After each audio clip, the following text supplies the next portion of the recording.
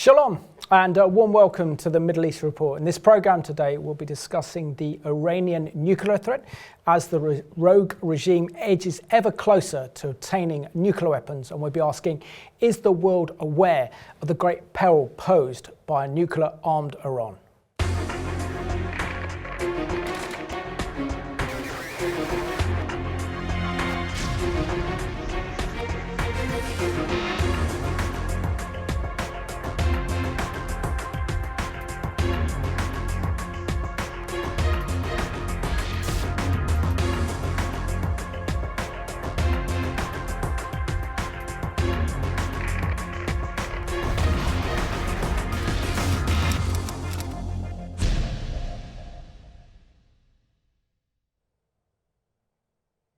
Warm welcome to the program, and today's guest is Zalmi Unsdorfer. He's a friend of mine. He's also a regular guest on this program, the Middle East Report. Zalmi, warm welcome to the program. It's always such a pleasure to have you on the program, and I just love listening to your words of wisdom and your deep insight that you have, not only about the challenges Israel faces, but also the dangers that Israel faces, namely from a nuclear Iran. Great to be with you again. And Zalmi, you are my first Jewish guest that I've had on the Middle East Report since the passing of our late Queen Elizabeth II. What are your thoughts on our longest serving monarch, and what was her relationship like with the Jewish community? She had an excellent relationship with the Jewish community, and in particular an amazing respect and time for Holocaust survivors. Of course, her country has been host to so many of the Kindertransport refugees. In fact, her very first broadcast, I think the age of 14 on Children's Hour, was reaching out to refugee children. So there is a certain empathy there. Of course, the whole funeral spectacle was something like out of a fairy tale book. But I think, as much as the Queen was exemplary in her life, I think she achieved enormously in her death yesterday, because Britain, supposedly a Christian country, but only half of the country consider themselves Christian. Religion is dying in Britain. 20 years ago, 1 in 4 people described themselves as Christian, and now it's 1 in 10, 20 years later.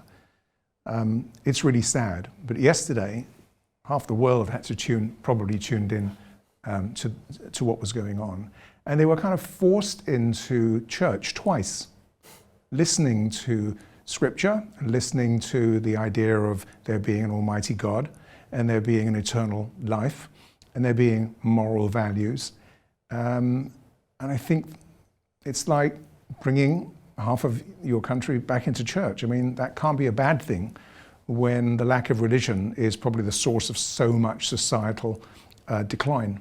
Absolutely, and of course, Zalmi, this program and the Queen's funeral that took place yesterday, as of today's recording, is Tuesday, the 20th of September, also ignited our Judeo-Christian heritage and really showed that this is the foundation of our nation.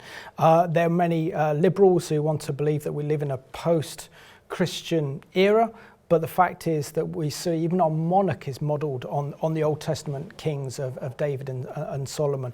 So what are your thoughts about this reinforcement of the foundations of our nation stemming from our rich Judeo-Christian heritage?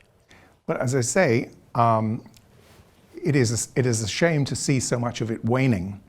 And it's waning at the same time as the family unit is waning.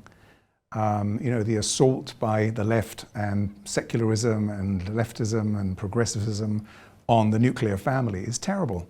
I just came back from Israel, and all you see all the time in Israel is children running around the streets. The nuclear family is alive and very well in Israel.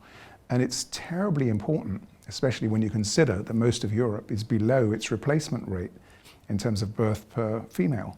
So we really have to get our act in order here. And one of the key things has to be putting God back into our lives, putting faith and moral values back into our into our lives and our children's lives. They just don't know. They just don't know anymore. Amen, which is so important. But it's such a shame, wasn't it, that our Queen never got the opportunity to visit Israel, to visit the Holy Land during a time as monarch over the past 70 years.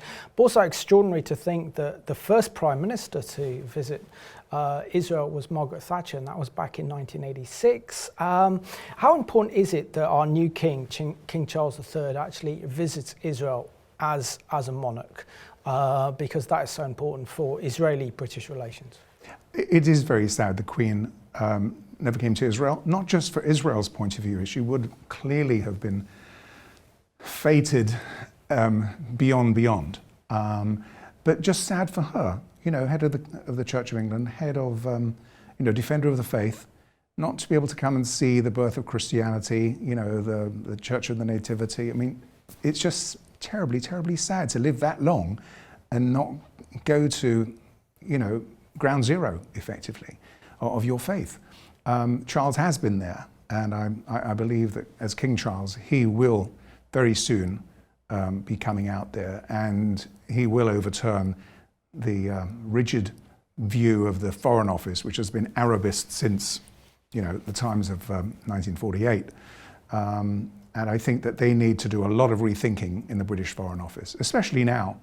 If the Emir of Abu Dhabi can come and visit Israel as part of the Abraham Accords, then the sovereign monarch of the United Kingdom and Commonwealth can certainly come along. And he would be made very, very welcome, clearly. And Zalmi, what are your thoughts on our new king, in King Charles III, and the relationship that he will have with the British Jewish community, as well as the Jewish nation itself, the nation of Israel? I have seen King Charles many, many times as the Prince of Wales in various synagogues on various occasions. He has a special skull cap with his crest embroidered on it. I'm not sure who gave that to him. He's been always very, very close to the Jewish community. I think he certainly values the Jewish community in terms of its family values. And again, listen, the royal family, look at their example to the nuclear family. Just look, William and Kate and so forth. It's a great example that they show. And now on to the Iranian nuclear threat, which is the main story that we're discussing here today, because what do you make of the Iranian president, his name's Ebrahim Raisi, offensive remarks recently where he called Israel a false regime and had the audacity to suggest that there are only some signs that the Holocaust actually occurred? First of all, it's not, it doesn't surprise me in the least. It is an evil empire which represses its people. The Persian people would be natural allies of Israel. They would be, there'd be almost a brotherhood, because they are a very special people. They're not Arab. They're very proudly not Arab. They call themselves Persians. Iran reportedly changed its name from Persia to Iran as a play on the word Aryan, because they were more likely allied to the Nazis, and they behave like Nazis. They're beating up their people. There's just a few days ago, this poor young woman was dragged out of the street because she didn't have a particularly acceptable head covering, and 2 days later she leaves prison or detention center in a coma and has died. And now there are huge protests going on in Iran. But unfortunately, as brave as these people are, the protests never seem to change the government or really pose a real threat to that government. And I think a lot of that is the responsibility of the United States. You will remember that when the previous uprisings happened, Obama didn't stand with the protesters. He stood with the Ayatollahs, and to his shame. And I think they could have been brought down a lot earlier if there would have been a different view in the Obama administration. Absolutely, and you could even argue now that the regime wouldn't be here if President Trump was actually in power, considering the Democrats are doing everything they can to empower this regime. and make them the centerpiece of US foreign policy towards the Middle East is insanity beyond sanity. It just doesn't not make any sense whatsoever. But how concerned are you that the Iranian regime now is so close to developing nuclear weapons? I know that we've been talking about this issue for the last 2 decades, but it seems now that every month that goes past that this regime is moving closer and closer to that development of nuclear weapons, the world's most deadliest regime having the world's most deadliest weapons. Well, refining the uranium, obviously they're very, very close to that. But it has to go hand in hand with the delivery mechanism in terms of testing the ballistic missiles which you know, could be armed with those nuclear bombs. And there is some way to go as far as that delivery is concerned. Yes, the enrichment is you know, out of bounds. It's gone beyond what everybody here had expected, and it's very dangerous. So, you know, again, you're seeing the West making major blunders. You know, remember, France is the country that incubated Ayatollah Khomeini. They had this man living in Paris, in a Paris suburb, before he was exported into the vacuum which the Shah left. So they have responsibility. There's so many things that have gone on or that are going on in the world and have gone on and cost hundreds of thousands of lives purely because of stupid political mistakes that were made with absolutely no foresight. Well, you don't need foresight here. You can see what's going to happen. You're dealing with an evil regime which exports terror to all corners of the world, doesn't even apologize for it. It actually doesn't contribute a single thing to the world apart from obviously exporting its oil. And part of the reason why there is this rapprochement, especially now, is energy prices are through the roof. And you know, Europe wants contracts with Iran. It's all about money. It's all short-termism. The fact that, you know, they talk about global warming, okay, and climate change. Well, there's going to be a lot of global warming if Iran explodes a nuclear bomb. And these apocalyptic ayatollahs who just want to bring us back to the Stone Age so that we could all, you know, worship Sharia and whatever the case may be, they're nuts enough to do it.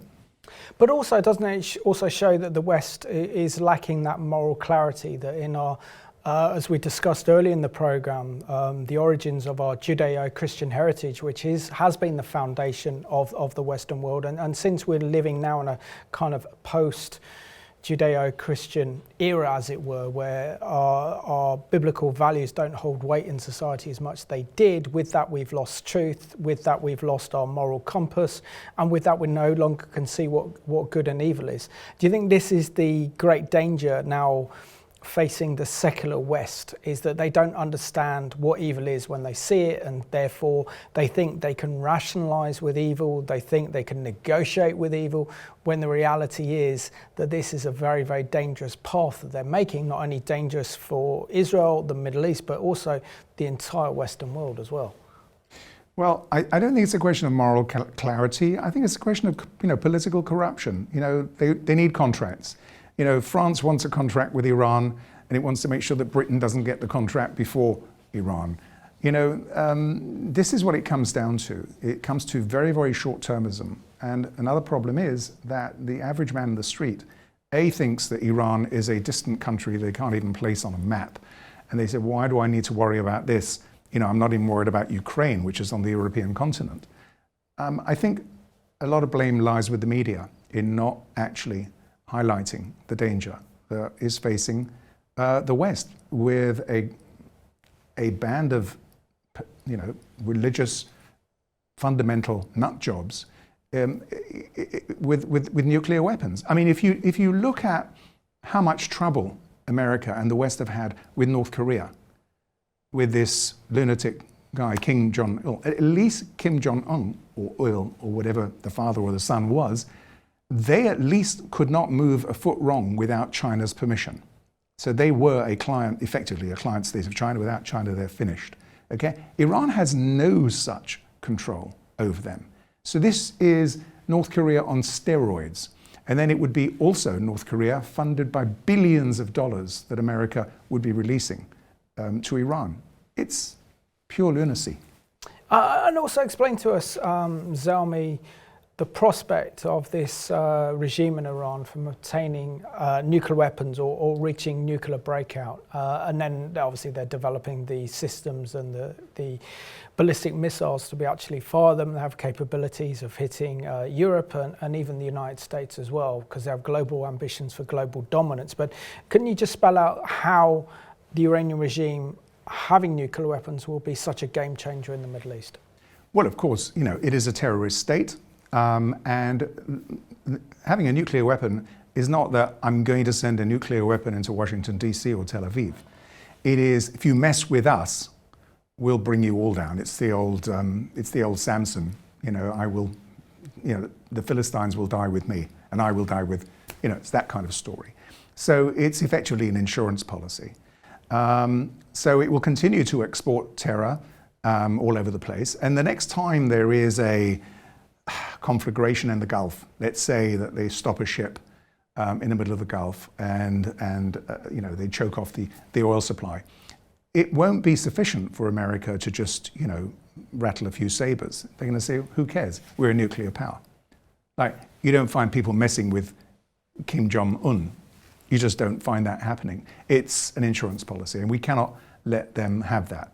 But from Israel's point of view, as distinct from America not wanting to have someone it can't control, from Israel's point of view, it is obviously the threat of a surprise attack by Iran, which calls, I think it was the previous Iranian president, who said Israel is a one-bomb nation. We just have to get lucky one time, and then we've finished the Jewish problem. That's the threat from Israel's point of view. And how much does that? The Iranian nuclear threat, and we've heard it from previous presidents that you mentioned in Iran, like Ahmadinejad, who constantly called for Israel to be wiped off the face of the earth. We've also heard it from the supreme leader of Iran, Khomeini, calling for the destruction of the modern state of Israel. We know, for example, that the extreme Shia theology that is in the leadership of the Iranian regime, namely the Hochatirs, believe that they want to bring about the return of their Shia Messiah, or the Mahdi, or the 12th Imam. And the only way to do that is by entering into a kind of a global apocalypse, an Armageddon type scenario, to bring the Mahdi back to Iran to rule and reign over the earth. Now, with that extreme religious ideology, is this something that Israel is extremely concerned about? Because, of course, the shadow of the Holocaust still looms large over Israel and the Jewish people. Yeah, basically, in very simple terms, you're giving a mentally ill person, mentally unstable person, a stick of dynamite or several sticks of dynamite. That's how dangerous it is. But from Israel's point of view, you've seen how they have penetrated the Iranian nuclear program so many times. That remote control assassination of the last nuclear scientist was something technologically astounding.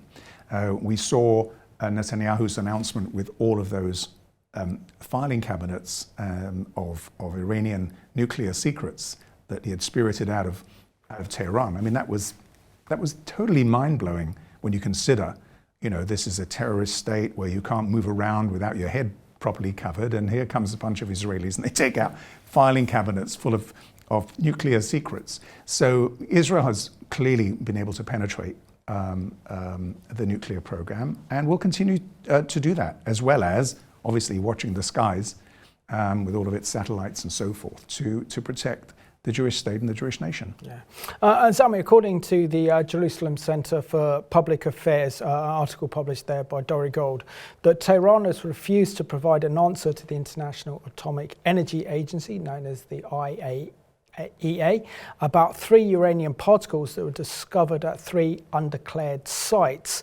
Share with us the kind of clandestine nature of the regime's nuclear weapons program, and how they are not being forthcoming and cooperating with the International Atomic Energy Agency. It's not about not cooperating. They lie and lie and lie about everything. And that trove of documents that was produced proved the lie very clearly. Unfortunately, you know, Bibi Netanyahu is not the most popular guy in Europe. I think Sarkozy made it very, very clear that he found the guy insufferable and so forth. So when Israel is actually putting this stuff out to defend itself, you know, you get a lot of leftists and other liberals and so forth, and also those who are interested in maintaining their contracts and contacts in the oil capitals of the world. They kind of like take a little bit of distance, and they kind of like disparage some of this information. But at the end of the day, this information is a fire alarm for the world. At the end of the day, these guys get their hands on nuclear weapons, and a deliverable nuclear weapon. That's a serious problem. That's, as I say, that's North Korea on steroids. Absolutely. I was just going to read out another quote from the same article, because according to the Jerusalem Center for Public Affairs, the IAEA has stated that the original Iran nuclear agreement of 2015, the regime was entitled to operate 5,060 first generation of centrifuges until 2025.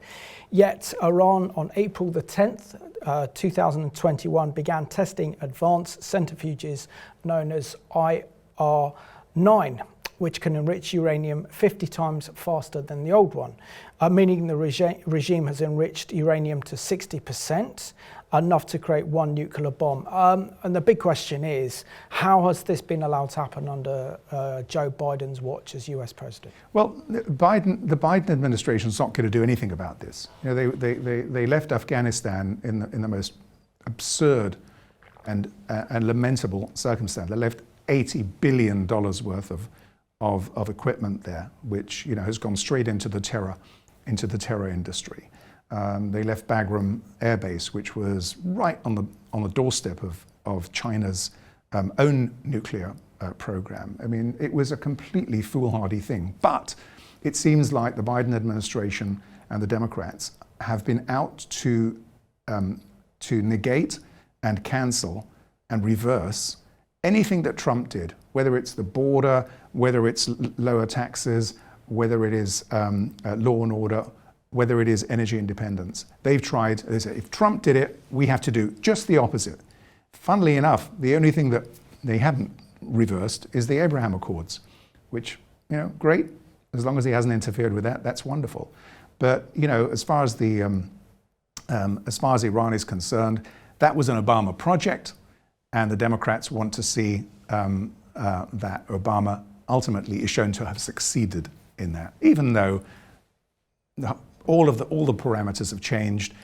Iran continues to lie about everything that they do and make fun of the Western community and the Atomic Energy Commission, which, you know, finally is holding them up to closer scrutiny, because that wasn't the case originally when the JCPOA started.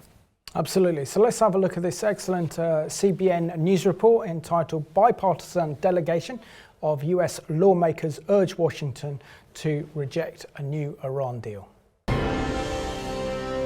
Welcome to the 700 Club. Mixed messages. That's what the United States is sending regarding the Iran nuclear deal. President Biden wants to sign the deal, and his administration's new ambassador is in Israel this week, pushing the president's plan. Congressional leaders from both parties are pushing back. They seek a different course of action. Julie Stahl reports on the opposing views. The U.S. believes a diplomatic approach is the best solution to this ongoing conflict with Iran, according to U.S. Ambassador to Israel, Tom Nides. We would like to obviously extend the JCPOA, but under the terms that the Biden administration has laid out. We get into greater details of that later, but certainly it's an important thing that we care about deeply. Nides told foreign journalists that President Biden would not tolerate a nuclear Iran. The president has articulated many times we will not stand by to let the Iranians obtain a nuclear weapon. And the president has articulated this both to Prime Minister Lapid and to the leadership of this government, that we will not tie Israel's hands to defend itself against Iranian aggression. Supporters of re-entering the 2015 deal believe the original agreement effectively restrained Iran's nuclear capabilities, although military intelligence reports and UN inspectors have refuted that conclusion. A visiting bipartisan delegation of U.S. senators and congressmen stated opposition to any Iranian nuclear agreement. In terms of the Iran nuclear agreement, there will be bipartisan opposition. It will be up to the administration as to whether or not they should enter into the agreement. Republican Senator Lindsey Graham says he and Democrat Senator Bob Menendez have put forth a different plan. Senator Menendez and myself have offered an alternative to the JCPOA, allowing Iran and Sunni Arab nations to have nuclear power, but all their enrichment would be done outside the region, so you wouldn't have to worry about nuclear proliferation. Menendez says any agreement must pass congressional review. If it does, he and Graham want additional legislation that would subject Iran to continuing reviews. And he says the International Atomic Energy Agency should investigate and draw a conclusion about undeclared Iranian sites. That conclusion, I think, would only lead us to the fact that Iran did seek to produce nuclear weapons. They lied to the world. And now the question is, how do you frame their march forward? Both the senators and ambassador agree that U.S. support for Israel is unwavering. All of us believe it's a good investment in America's national security to have a strong and capable Israel. So no matter the outcome of the election, there's not going to be any major change in support for Israel, no matter who is in charge of the House and the Senate. Julie Stahl, CBN News, Jerusalem. Well, let me echo that we shouldn't sign any kind of deal with the current government in Iran. They have repeatedly lied about their nuclear ambitions, their nuclear capability, the technology they're quite clearly using to develop nuclear weapons.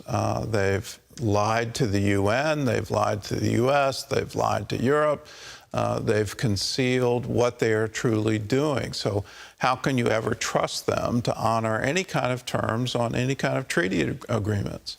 This nation is the largest exporter of terrorism in the world today. Hezbollah, Hamas are all supported financially, supported with weapons, with drones, with all kinds of military technology. Why in the world would we ever trust them with nuclear weapons?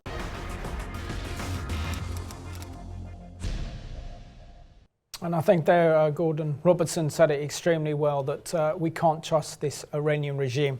What are your thoughts on that CBN News report there, which was very balanced, it was very fair, and reporting about the battle that's taking place in Congress over this potential Iran agreement with the United States over Iran's nuclear weapons program? I think if it was left up to Congress, it would be a vast majority of Congress, bipartisan, would be against any deal with Iran. It is the president that is doing this under his executive powers. And it's up to Congress to try and put the president, the executive branch, in check for that.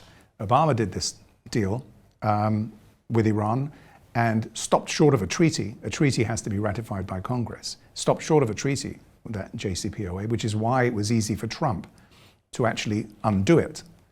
Okay, so it's still just going to be another, I think, reversible agreement if it actually goes through. The problem with the agreement, from Israel's point of view, is that if it's signed by the United States as an agreement, then that would tie Israel's hands in attacking Iran, because America would say, look, we have an agreement with Iran, you can't mess up that agreement. That seems to have changed over the last few weeks and months. So initially, when Lapid took over as prime minister, in fact, it was Bennett, I think, originally, who'd said, who had agreed with Biden, we won't give you any surprises.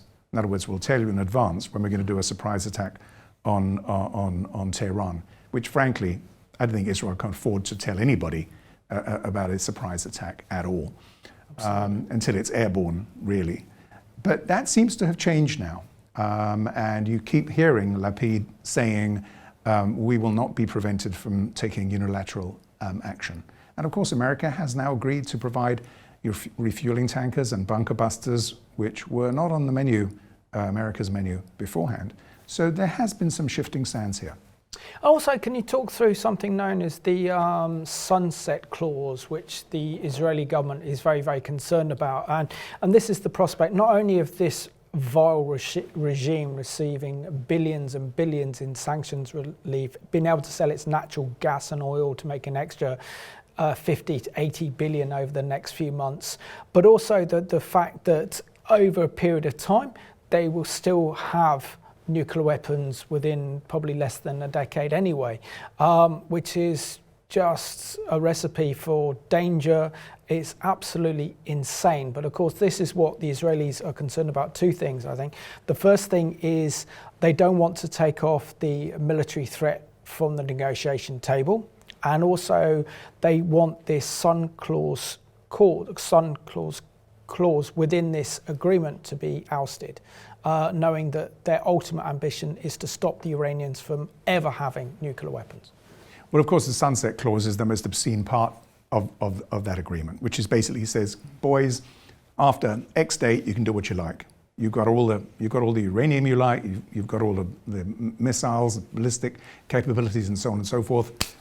You know, you're on your own. That's fine. We won't interfere with you any longer. You don't do that with a lunatic, with a storehouse of dynamite, and God knows, it could have been bacteriological and other warfare. It's just pure, utter insanity. But remember, the JCPOA and the Sunset Clause was all sewn together under Obama, who was desperate to have some kind of legacy from his presidency. There weren't any legacies from his presidency. Even Obamacare was grossly tainted. So they were desperate to produce something, okay? And it was a failed experiment. The Iranians pretty much wrote all the conditions. Remember how absurd they were? That, if the nuclear inspectors, are suspicious of something, they've got to tell us, and then 30 days in advance, and then they can come and visit us and take a look. By that time, obviously, they've cleaned the place up and so forth. It was, people were joking about it. It was so absurd. So the Sunset Clause was just something more absurd. Also, we're looking at a potentially new agreement with the regime, and the money involved in this is absolutely obscene that the regime would get in sanctions reliefs. According to the Foundation for the Defense of Democracies, the regime would receive up to 275 billion in sanctions relief during the first year of a deal. Then they reckon within a decade they would receive $1 trillion. They would also immediately receive 50 to 80 billion in selling their natural gas and oil. And of course, how would the regime spend this money? By continuing to be the #1 sponsor of international terrorism, supporting Hezbollah, Hamas, Palestinian Islamic Jihad, terrorism in the Yemen, and just spread their terror network around the world, wouldn't they? Yes, but remember, Iran was in a worse position under Obama in terms of, doing this deal. They've been playing hard to get over the last few months, you may have noticed, and that's because of the energy crisis in terms of, it's now providing China with all of the energy that it needs. It's exporting oil to, Venezuela and all those other places, and there's no control really about where Iranian oil is going. It's a myth. They are making a fortune at the time when, oil is at the highest price that you can imagine. So they've been playing hard to get, and I think they do think that the West is pretty dim-witted and very short-sighted about these things. And I just hope that the whole thing just implodes. So let's have a look now at Israel's Defense Minister, Benny Gantz, urging the world to act wisely as Iran accelerates towards its nuclear weapons program. In a briefing for the UN Security Council and Abraham Accords ambassadors, Defense Minister Gantz says Iran is advancing its nuclear capabilities, especially its rate of uranium enrichment. His conclusion, the international community must ensure military deterrence in addition to diplomatic and economic efforts. The UN Security Council must take action in the face of the Iranian challenge. Israeli leaders have been especially steadfast with recent reports the U.S. might rejoin the Iranian nuclear deal. Proponents within President Biden's administration believe it would restrain Iran, while Israel believes otherwise. In New York, Gantz told the annual Jerusalem Post conference world leaders must choose the reality they want in 10 years. Options are growth of Iranian radicalism or progress such as the Abraham Accords. Gantz calls the first scenario alarming.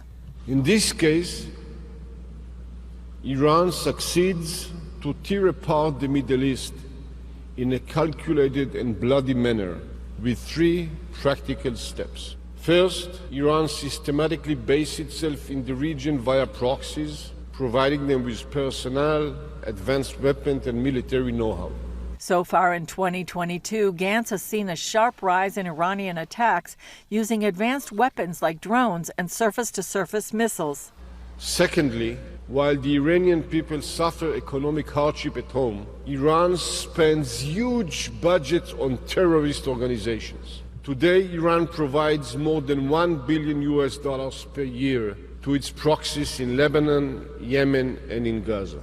Resuming an agreement would lift Iranian sanctions and release another $1 billion to the regime. Lastly, Iran bases itself in the region by building massive terror industries. The picture only darkens if Iran will be allowed to gain this nuclear dangerous umbrella.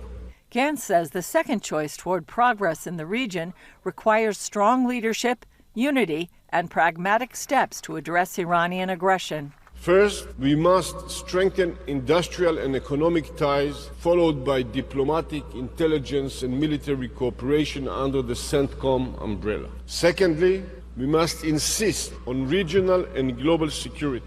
And regardless of a diplomatic solution, we must ensure credible military deterrence.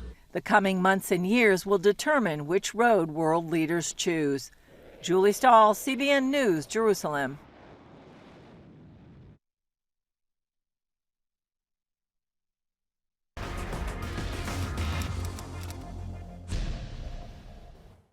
And we saw there in the excellent news report how seriously Israel takes this Iranian threat. Now, Zalmi, we constantly hear from the Biden administration, including Joe Biden himself, the US president, this constant reassurance on behalf of the US government that they will do everything they can to protect Israel's security. They will not allow the Iranian regime to have nuclear weapons, but that's exactly what they're going to give this regime. Not only are they going to give them billions and billions in sanctions relief that they can spend on kind of terrorism around the world, but also they will, whether they enter this agreement or not, be very, very close to developing nuclear weapons and allow them to have nuclear weapons anyway. So why should this Israeli government believe anything coming out of the White House?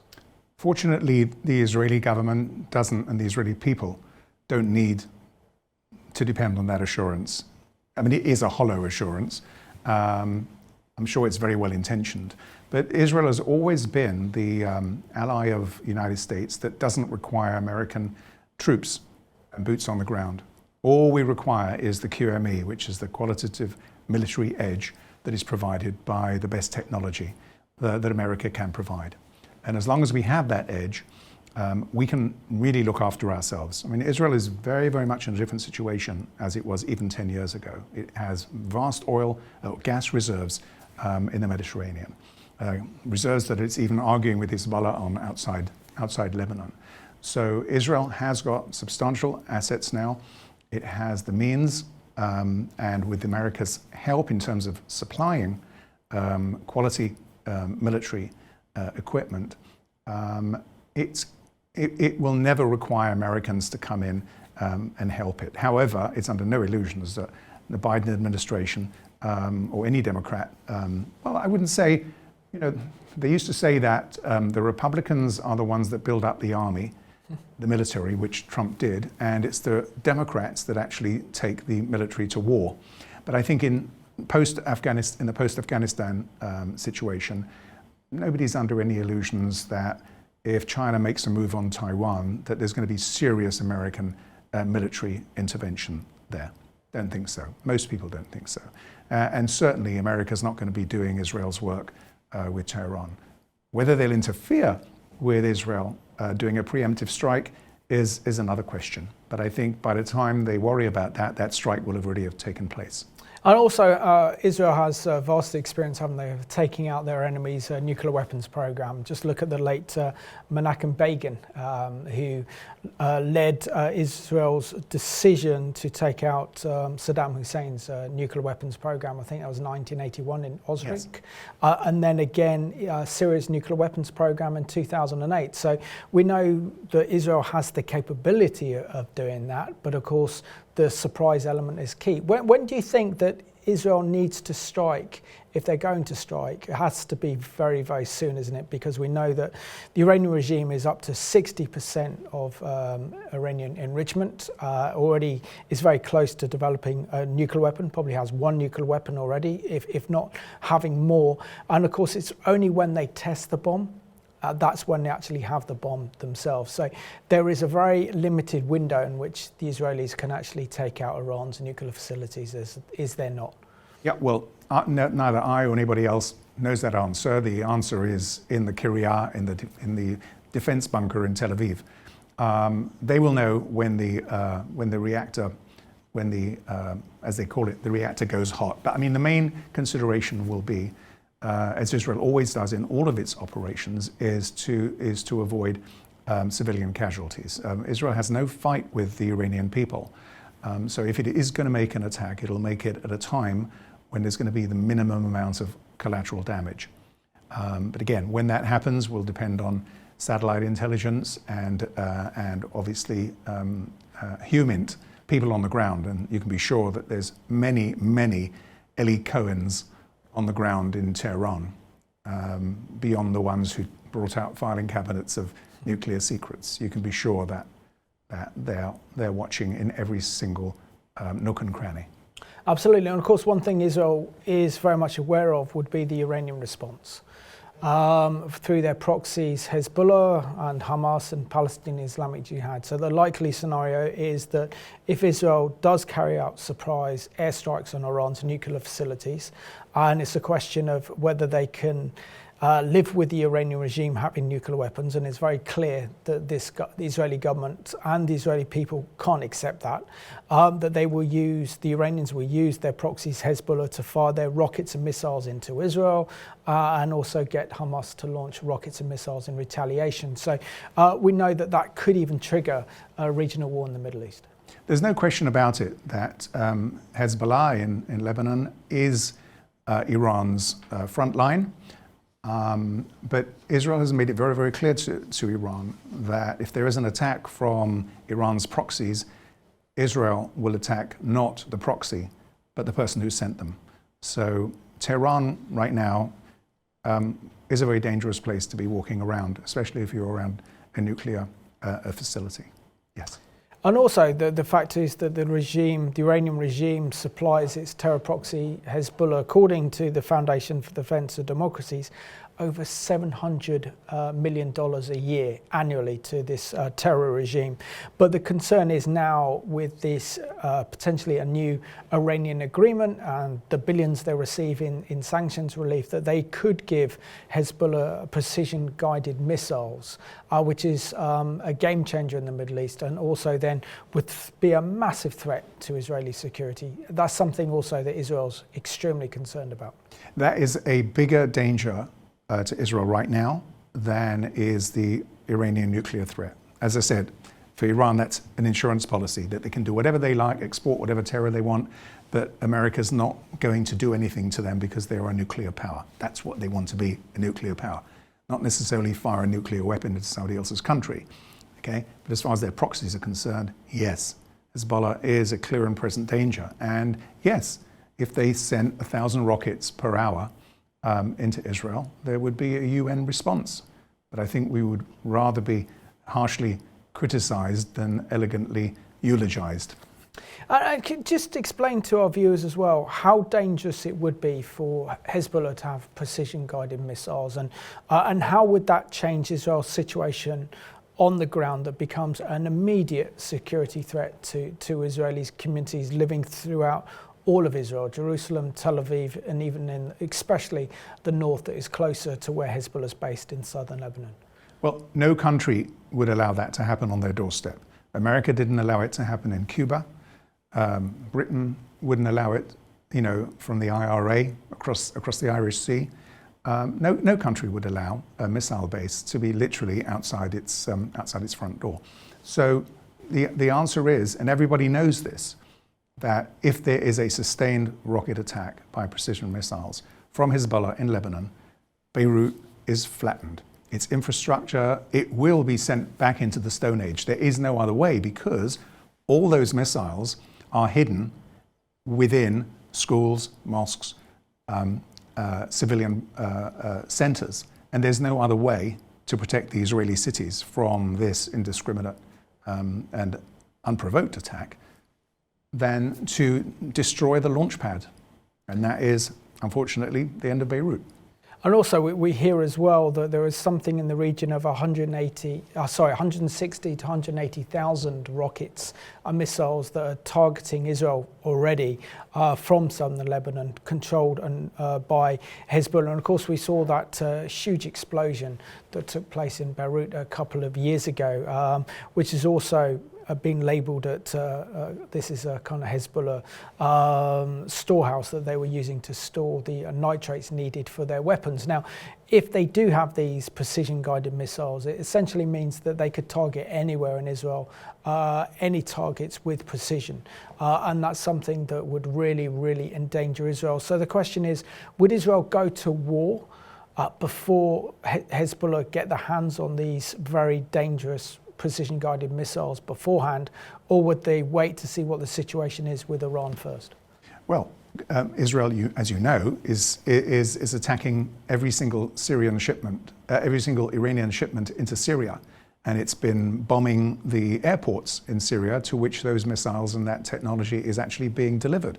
So it's hit Damascus airport in the last month. Aleppo airport has been hit twice. Basically they put blown up sections of the runway.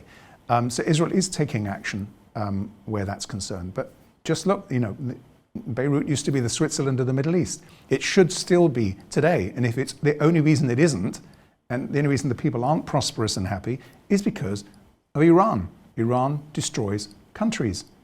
And that is, and they would have fallen if Trump had been re-elected. I think 3 months into Trump's regime, under Trump's second term, under the sanctions regime, they would have fallen. I agree, and it's a great tragedy in world history that that's not the case. And Zalmi, can you just share with us what we're seeing now in Judea and Samaria, and that's an increase in Palestinian violence being directed against Israel that there's not really been picked up by our mainstream media or even news outlets? Well, as you know, there was an outbreak of terrorism in Bnei Barak and other areas that hadn't had terrorism before earlier in the year. And so Israel went into Judea and Samaria, in particular Jenin, to root out these terrorists. Now, basically what's behind it, and I mean, that operation is called breaking the wave of terror. But really that's Iran again, because Abbas is now very, very old, and everybody's talking about what's going to happen after Abbas. And Hamas has been effectively told by Iran that you've got to take over Judea and Samaria. And of course, Fatah and Hamas are never really friends. They do occasionally pretend that they come together, but they are rivals. Hamas threw Fatah out of Gaza. Now it wants to throw Fatah out of the West Bank, the Judea and Samaria. And this is what this unrest is all about. And Zalmi, could we face a prospect of a third intifada if we see an escalation and continuation of violence within the Palestinian-controlled areas? There has been a breakdown of law and order not just in terms of Judea and Samaria, but even in the Arab towns and the Arab sections of cities like Lod. Israel is facing a huge problem of gang warfare, internalizing within the Arab communities. So it's a real challenge for law and order in these areas. So it's already a hotbed, but not necessarily against Israel, against Jews, it's against each other. So it is a very volatile situation right now. Nobody really knows where it's going. I'm down to the last 5 minutes, so I have to ask you the big question, really, that we know that Israel is heading for its fifth general election in 2 years on the 1st of November. What are the prospects of Benjamin Netanyahu, the leader of the Likud, as you're a chairman of the Likud, coming back to power in Israel once again? Well, you know, he's got such big shoes. Nobody is anywhere close to stepping into them. He's just got such a breadth of experience and statesmanship. Nobody comes close. I do hope that he does come back. We need that kind of leadership today. We need a strong right-wing government. What we had under Bennett was a guy with 4 or 5 seats in a 120-seat Knesset becoming prime minister. What kind of an election system is that? I mean, I appreciate, you know, that Liz Truss got elected by 1/8 of 1% of the country, but it's her party that leads. So why would a government like that be allowed to stand, which then gave something like 50 billion shekels to the Arab Party in order to keep Bennett in power? That's wrong. That's not democratic, and it certainly has nothing to do with the aims of the State of Israel. But that's the way it is. I think they need to change their electoral system soon. As to the outcome, who knows? You know, tomorrow, we're only as good as knowing what tomorrow's polls are. No, absolutely. But do you think there could be a break in the deadlock? Because literally we've seen 5 elections in 2 years, and they've all ended in stalemate, because it looks like Benjamin Netanyahu has won all those elections, and he's got the mandate on behalf of the Israeli people. But of course, knowing Israeli politics with its coalition government means you have to bring in a coalition to form a government, and he hasn't been able to form a government. Is there a change where it looks likely he could form the next government? There is a very good chance that he will form the next government. There's been a very, very strong push to the right.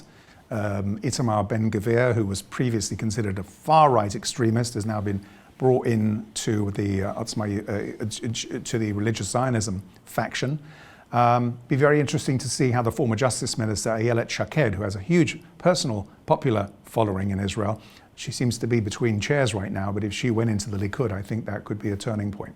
And what do you think the issues are coming up? You've just recently come back from Israel, so what are the main issues that the political parties are campaigning on?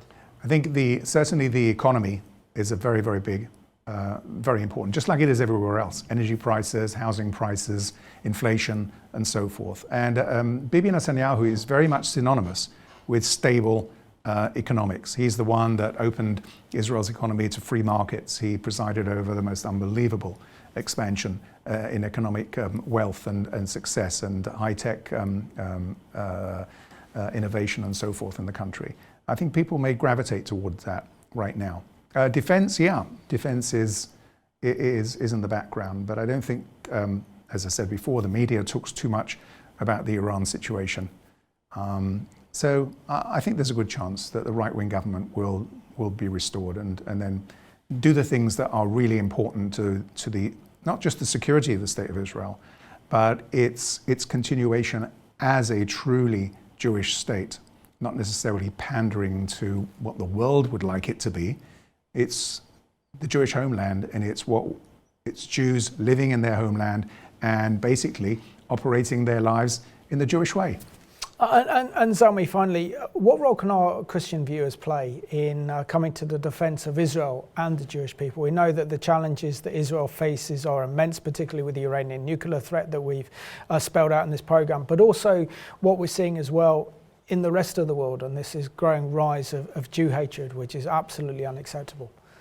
Well, I think networks like CBN are very, very, very effective, because the media is, unfortunately, as you know, very, very weak and very partisan in this. So the more right-wing media we get, the better it is. You can't just rely on people like Fox in this world. Media is a serious problem, especially in the United States. I think Britain is one of the few places where we have got a pretty good balanced media. And I think it's very sad that the American media is just so much in the trash can right now.